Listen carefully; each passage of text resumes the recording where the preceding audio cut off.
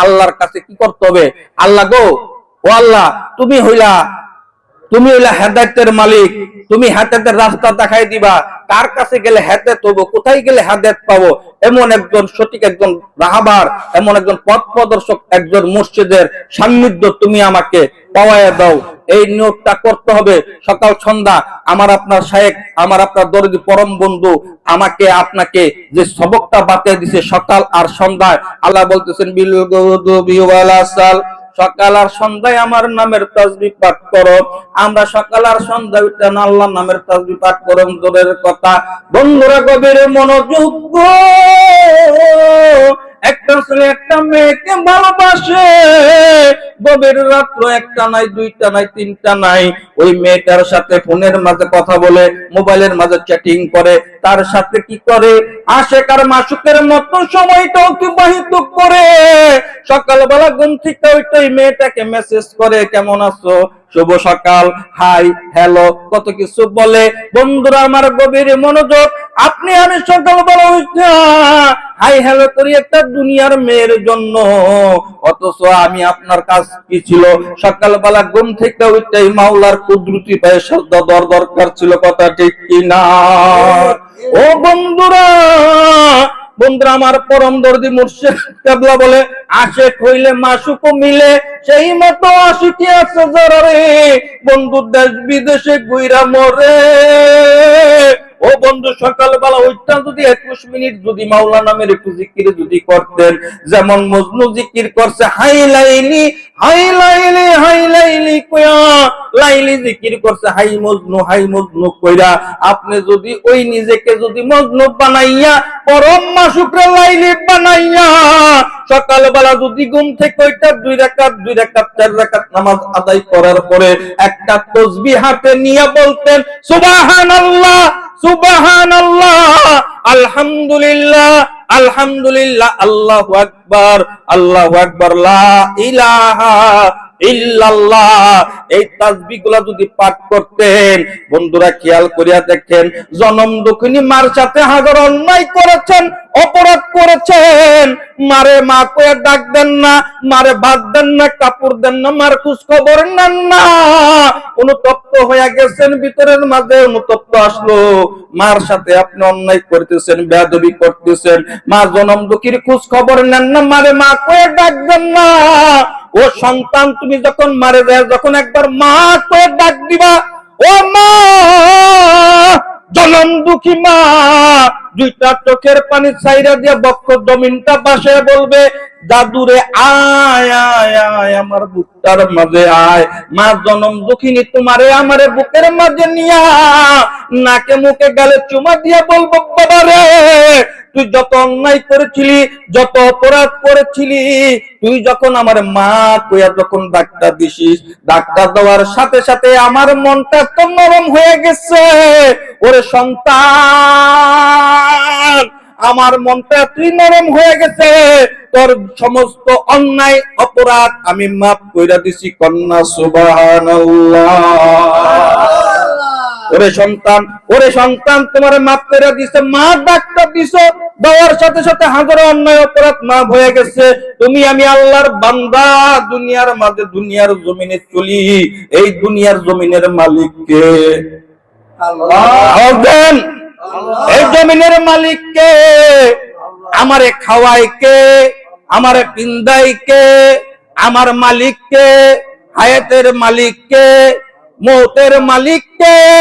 সমস্ত কিছুর মালিক যদি সেই আল্লাহ হয়, এই আল্লাহর জমিনে চলতেছি, আল্লাহরে তো ভুইলা গেছি, আল্লাহর কুদরতি পায়ে সেজদা দেই না, পশ্চিম দিক দিয়ে হাঁটি না, জীবনে ভুল করে পশ্চিম দিকে একটা উষ্টাও খাই না, আহারে আল্লাহরে আল্লাহ কইয়া ডাক দেই না। গভীর রাত্র হইয়া গেছে, 12টা 1টা 2টা বাজে গেছে। ওরে মুসলমান, ও মুসলমান, গভীর রাত্র হয়ে গেছে, 12টা 1টা হয়ে গেছে।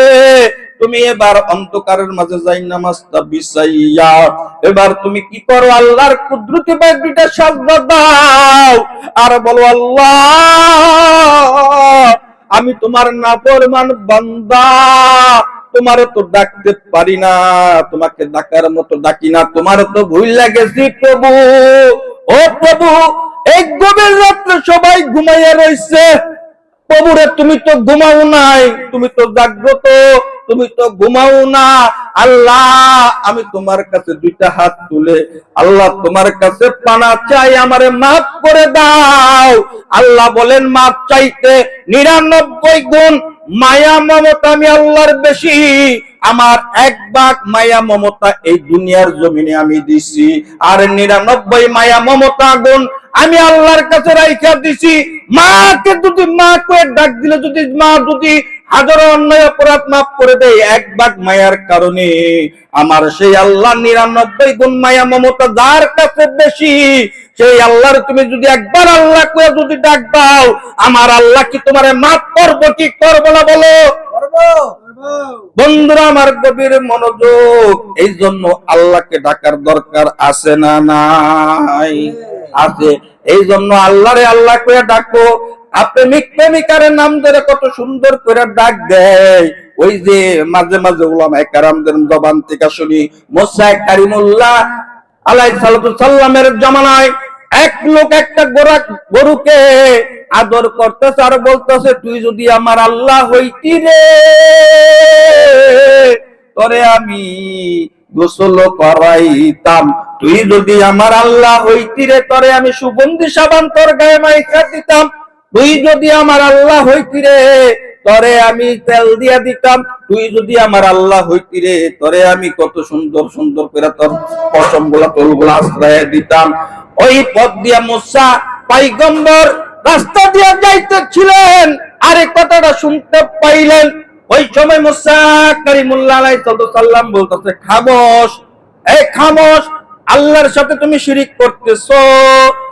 এইবার এই কথা শোনার পরে ওই মুসা আলাইহিস সালামের ওই উম্মত কি করলেন, ভীত সন্ত্রস্ত হইয়া পয়গম্বরী কথা বলেছেন, উনি সঙ্গে সঙ্গে জঙ্গলের মাঝে প্রবেশ করলেন। বন্ধুরা আমার গভীর মনোযোগ, এবার কি করেন, আল্লাহর কাছে গেলেন মুসা আলাইহিস সালাম তুর পারে কথা বলার জন্য। আল্লাহ বলে, মুসা, তোমার সাথে আমি কথা বলবো না। মুসা কারিমুল্লাহ বলে, আল্লাহ কেন কথা বলবো না? এবার আল্লাহ বলে, মুসা রে, আমার এক বান্দা আমারে এইভাবে এত সুন্দর সুন্দর কইরা যখন আমাকে জপনা জপতেছিল, আমি আল্লাহ তো আরশে আজিমের মাঝে তখন থাকতে পারি নাই, আমি আল্লাহ তাআলা তখন ওখানে স্বয়ং হাজির হইয়া গেছিলাম। কন্যা সুবহানাল্লাহ। ও মুসা, তার সাথে আমার সাথে যে কানেকশন ছিল, তুমি সেই কানেকশন তুমি ছিন্ন করে দিছো। ও মুসার জন্য আমি কথা বলবো না, আমি তোমার সাথে কথা বলতে পারি, তুমি যদি তার সাথে আমাকে আবার যদি সংযোগ করাইয়া দাও। মুসা এবার দৌড় দিলেন, ওই লোককে খুঁজতে শুরু করলেন। লোকটাকে যখন দেখলেন, দেখা মাত্রই বলতেছে, তুমি জানি কি বলতেছিলা, বলো, আবার বলো। এবার ওই লোকটা বলে, তখন যে প্রেম ছিল, যে এশক ছিল রে মুসা, ও মুসা, ওই এশকটা এখন আর নাই। এখন হাজারো চেষ্টা করে সেই ইশক আমি আর উদয় করতে পারবো না।